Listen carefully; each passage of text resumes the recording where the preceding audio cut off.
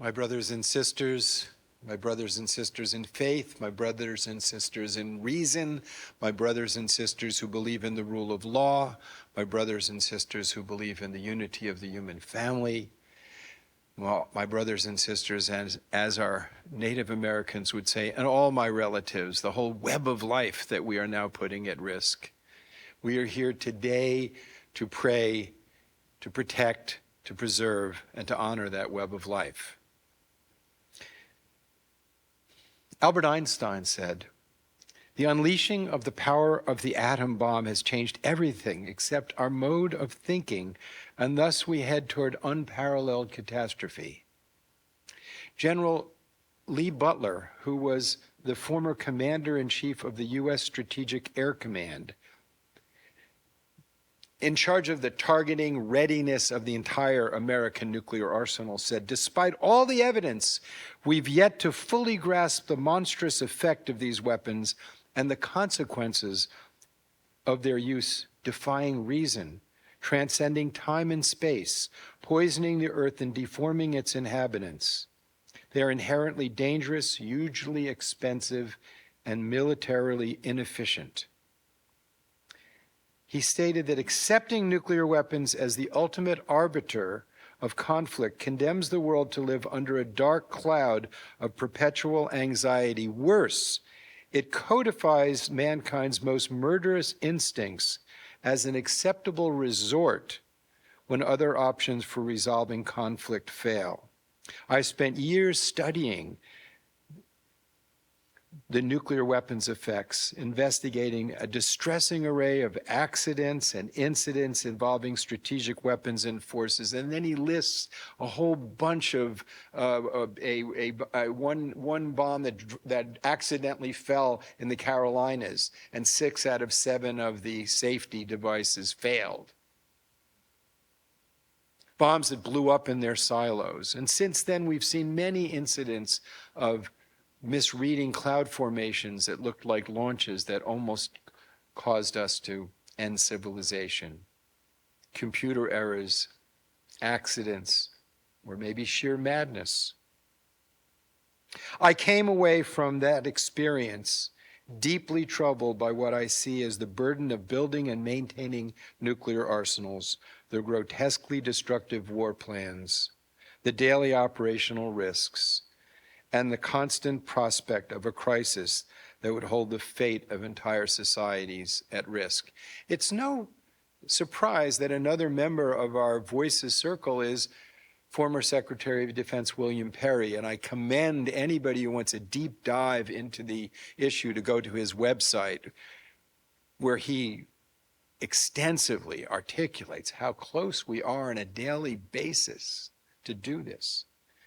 But we're here to talk about the morality. The International Court of Justice has unanimously ruled that there's a legal obligation to negotiate elimination. The 5 nuclear weapons states that are the permanent members of the Security Council have pledged the legal obligation to negotiate elimination in the Nuclear Non-Proliferation Treaty. So there's obviously a legal duty and a practical duty. And they militarily can't use them. But what's missing is the spirit, and that's what our job is. That's what our job is to waken hearts to the moral issue, to the affront. Well, let me quote George Kennan, the so-called realist, right? The realist, the man who, realpolitik. You don't get anybody more than George Kennan, the architect of the Cold War theory of the Cold War itself. He said, "The readiness to use nuclear weapons against other human beings, against people we do not know, whom we've never seen, and whose guilt or innocence is not for us to establish, and in doing so to place in jeopardy the natural structure upon which all civilization rests, as though the safety and perceived interest of our own generation were more important than everything that has taken place or could take place in civilization. This is nothing less than a presumption, a blasphemy, an indignity of monstrous dimensions offered to God." The mayor of Hiroshima testified before the International Court of Justice about what happened in his town. And he said the atomic bombs dropped on Hiroshima and Nagasaki shattered all war precedent. The mind-numbing damage these weapons brought shook the foundation of human existence. The dropping of the nuclear weapon is a problem that must be addressed globally. The unity of the human family is the foundation of our work. But I want to give a sense of, that's the global, the big, but let's get to like some specific eyewitness testimony that gets more particular, what people saw, what happened.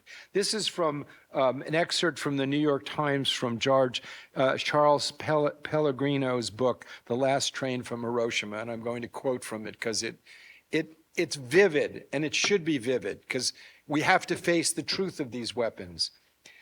Now eyeless and faceless, with their heads transformed into blackened alligator hides, displaying red holes indicating mouths. The alligator people did not scream. Their mouths could not form sounds. The noise they made was worse than screaming. They uttered a continuous murmur like locusts on a midsummer night. One man, staggering on charred stumps of legs, was carrying a dead baby upside down. And this is just one of thousands of testimonies of the horror of these weapons. And so we need to pray. So this is my prayer I want to share. I call it Hiroshima and Nagasaki, for whom the bell tolls. That Nagasaki be the last use of a nuclear weapon, that nuclear weapons never be used again. Oh God, bless and guide us to eliminate these devices, the apex of creative evil, and all devices of massive indiscriminate death. Please guide us. Each of us came into this world responding to our mother's love. Each came seeking family and love. Each of us became identified with nations, with race, with gender, with religion, and we forgot we are one human family. And every person, every life is as precious as our own. Still, in the stillness in our hearts remains a light of the soul, seeking, resonating, and longing for that love that brought all of us here into this world. That love awakens and informs our universal humanity, and it awakens hearts without borders. Intelligence has given us insights into the wondrous secrets of matter, energy, space, and time, but fear, ignorance, arrogance, pride, hatred, prejudice have led us to use these insights to create devices of incomprehensible power to inflict indescribable, horrific suffering.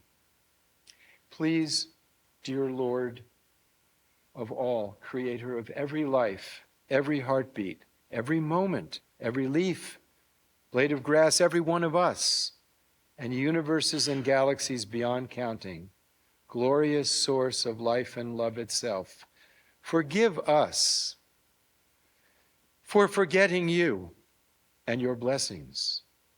You are the friend within all friendship, the love within all lives, the life within all lives, the witness of all and everything. Bless us with wisdom that comes from compassion, such that we will skillfully eliminate these devices of death, and then use the gift of intelligence to serve, to heal, to sustain, to harmonize, to understand, and to glorify you, our humanity, and thus honor your creation. To end the suffering of poverty, to protect nature, to love one another, remove the ignorance from our hearts, and grant us hearts of gratitude, courage, and love, such that we will never falter in bringing peace, justice, beauty, and unity to ourselves and thus to the human family. Help us eliminate these devices of death and the motives from which we create them. Please guide us in beautiful ways of peace, such that we can be witnesses to your goodness. Guide us with compassion, with kindness, with love and forgiveness, that we might become fully human. Because in this day and time in which we're the first generation that has to decide whether we will be the last, we need divine guidance. And as the Master said, knock, the door will be open. We have to knock. Thank you.